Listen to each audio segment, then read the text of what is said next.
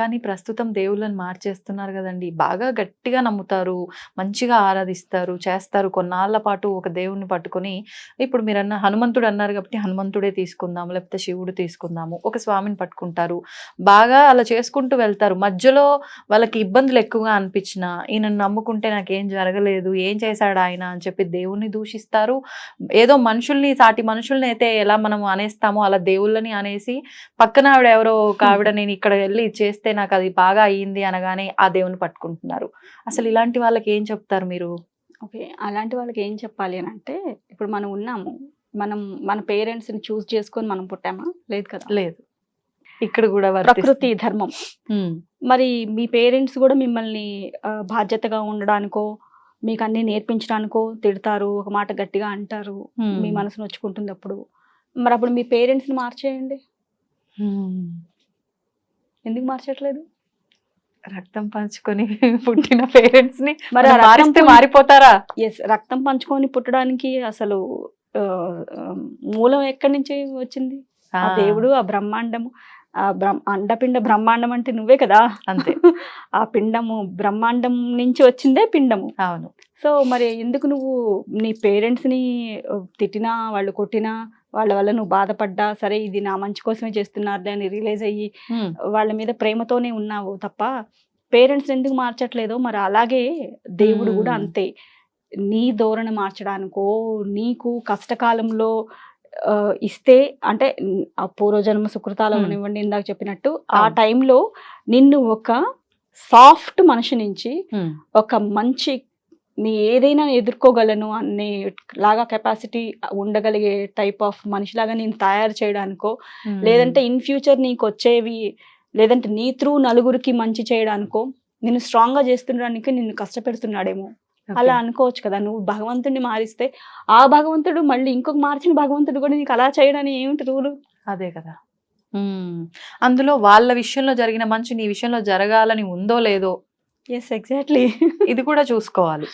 అంతే కదా! హ్మ్. సో, ప్రతీదీ ఈక్వేషన్స్‌కి మనం అది ఇలా చేస్తేనే ఇది ఇలా, లేదంటే భగవంతుడు ఇలా ఉంటేనే. మారిస్తేనే అలా, హ్మ్. అలా ఏముండదండి. ఓకే. అదంతా మన మైండ్ సెట్, మన మనసులో నుంచే ఉంటుంది. హ్మ్. అది కరెక్ట్‌గా పెట్టుకో. నీకు అవును. ఏ భగవంతుడైనా గానీ మంచే చేస్తాడు. ఓకే.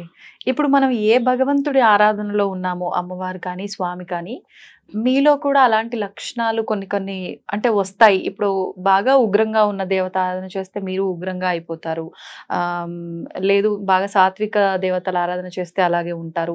అమ్మవారి ఆరాధన చేస్తే కూడా కొంచెం ఉగ్రంగా ఉంటారు. ఇలా అంటూ ఉంటారు. ఇది వాస్తవం అంటారా? ఎంతవరకు అంటే నమ్మొచ్చంటారు? నేను అంత డీప్‌గా ఎప్పుడు సాధనలు అవి హ్మ్. చేసిందైతే లేదండి. హ్మ్. నేను నార్మల్ పూజలు అవే చేస్తాను కాబట్టి, ఓకే. అంత డీప్‌గా నాకు అవి ఐడియా లేదు. హ్మ్. హ్మ్. బట్ మేబీ అలా ఉంటాయి అనంటే, అవి ఇప్పుడు నేనెలాగా దేవుడు పిలిస్తే వస్తాడా అనంటే నేనెలాగా చెప్పానో, అవును. అది వాళ్ళకి వాళ్ళ లైఫ్‌లో జరిగిందేమో. ఓకే. వాళ్ళలా చెప్పారేమో. అయ్యుండొచ్చు. అయ్యుండొచ్చు. అయ్యుండొచ్చు. కాబట్టి హ్మ్. శివారాధన విషయంలో మిగతా దేవుళ్ళందరి సంగతి వద్దు పక్కన పెట్టేద్దాము. కానీ శివారాధన విషయంలో మాత్రం చాలా చాలా ఒక రకమైన అంటే అవి సందేహాలనాలో, అనుమానాలు అనాలో ఏమనాలో తెలీదు కానియండి. ఆడవారు శివారాధన ఎక్కువగా చేయకూడదు. ఇంట్లో శివలింగం పెట్టుకోకూడదు. శివుడు ఉన్నదే లింగ రూపంలో. హ్మ్. మరి శివుడిని మనం పెట్టుకోకుండా ఎలా ఆరాధించాలి? ఎందుకు మాకంత అదృష్టం లేదా? మేము శివుడిని అభిషేకించకూడదా? అని బాధపడే వాళ్ళు కూడా చాలా మందున్నారు. హ్మ్. నిజంగా శివారాధన విషయంలో మీకు తెలిసిన విషయాలేంటి చెప్పండి? నేను చక్కగా శివలింగం పెట్టుకుంటాను ఇంట్లో. హ్మ్. నేను రోజు నిత్యం ఆయనకి జలంతో అభిషేకం చేస్తాను. ఓకే. మా అమ్మగారు గూడా పెట్టుకుంటారు. మాకేమీ అవ్వలేదండి. హ్మ్. మాకేమన్నా కష్టాలొచ్చినా, చేసినా, ఏమొచ్చినా ఆయన వెంటే ఉంటారు. వెంటనే దాంట్లో నుంచి మమ్మల్ని ఆ సొల్యూషన్ చూపిస్తారు. మేము బయటకొచ్చేస్తాము. మాకు ఎప్పుడు అలా అనిపించలేదు. అంటే శివలింగం పెట్టుకున్నాం గాబట్టి ఇదయింది. హ్మ్. శివలింగం తీసేస్తే మంచి జరిగింది. ట్రాష్ అంటారా? ఆ! అంటే నా వరకు నే నేను చూడలేదు. మా ఓకే. ఇంట్లో జరగలేదు. నాకు జరగలేదు. కాబట్టి హ్మ్. నేను అది చెప్పలేను. హ్మ్. ఓకే. అది అంటే మనుషులందరూ వాళ్ళ మనస్తత్వాలు, విధానాలు, ఆచారాలు అన్నీ ఒకలానే ఉండవు. అవును. వాళ్ళకి మరి వాళ్ళ ఇది ఉంటుంది. అట్లా చెప్పలేం మనం. ఓకే. వాళ్ళ అనుభవం అది అంతే. అయ్యుంటుందంటారు. అంతే. అంతే. హ్మ్. శివుడిని పూజిస్తే లక్ష్మీ అనుగ్రహం బాగా కలుగుతుంది అని చెప్పి ఈ మధ్య అంటున్నారు. హ్మ్. నిజంగా శివుడికి, ఐశ్వర్యానికి సంబంధం ఉందంటారా? ఎగ్జాక్ట్‌లీ. శివుడు అంటేనే మంగళ స్వరూపుడు. ఆయనే ఇవ్వాలి అసలు ఏది ఇచ్చినా. ఉమ్, లక్ష్మి అయినా, మనకి ప్రశాంతత అయినా, అనుగ్రహం అయినా శివ అన్న చోట మంగళం ఉంటుంది. ఉమ్. Okay okay. నేను నమ్ముతాను.